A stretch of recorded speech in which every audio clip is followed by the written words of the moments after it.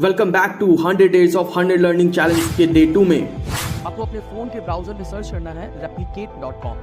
Scroll down करना है, इसमें काफ़ी सारे अलग अलग AI मॉडल्स दिखेंगे जिसमें आपको इमेज रिस्टोरेशन पे जाना है। फिर इस फर्स्ट वाले पे क्लिक कीजिए, FPGAN लिखा है, ये ओपन हो जाएगा। फिर आप अपने गिटहब अकाउंट से यहाँ लॉगिन कर लीजिए। लॉगिन करने के बाद आपको इमेज सिलेक्ट करना है, देन नीचे आकर के सबमिट कर दीजिए। अब AI इमेज को प्रोसेस कर रहा है, बस कुछ सेकंड में इमेज रिस्टोर हो जाएगा।